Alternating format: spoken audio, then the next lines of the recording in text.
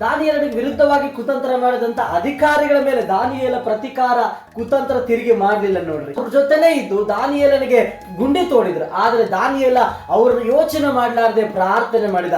ದಾನಿಯೇಲನ ಪ್ರಾರ್ಥನಾ ಪರನಾಗಿ ಆ ರೀತಿ ಬೆಳೆದ ನೋಡ್ರಿ. ಗಮನಿಸಿರಿ, ದಾನಿಯೇಲನ ಪ್ರಾರ್ಥನೆ ದಾನಿಯೇಲನ ಕಷ್ಟಕ್ಕೆ ನೂಕಿತ ಅಂತ ಅಂದುಕೊಳ್ಳುವುದಾದ್ರೆ, ಅದೇ ದಾನಿಯೇಲನ ಭಕ್ತಿ ಜೀವಿತ ಪ್ರಾರ್ಥನೆ ಕಷ್ಟಗಳಿಂದ ಮೇಲೆತ್ತಿರುವಂತದ್ದಾಗಿದೆ. ನಮ್ಮ ದೇವರು ಕಷ್ಟಗಳನ್ನು ಕೊಡ್ತಾರೆ ಭಕ್ತಿ ಜೀವಿತದಲ್ಲಿ ಇದ್ದಾಗ, ಅದರ ಹಿಂದೆನೆ ಪ್ರತಿಫಲ.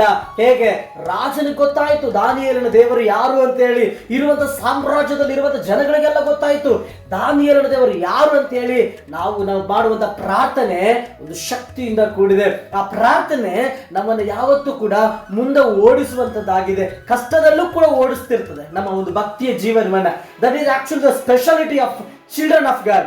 ಕಷ್ಟಗಳಲ್ಲಿ ಸಾಗುವಂಥದ್ದು ನಮಗಿರುವಂತ ಸ್ಪೆಷಾಲಿಟಿ ಅದು. What is my priority? ನಮ್ಮ ಒಂದು ಆದ್ಯತೆ ಏನಾಗಿರ್ಬೇಕು?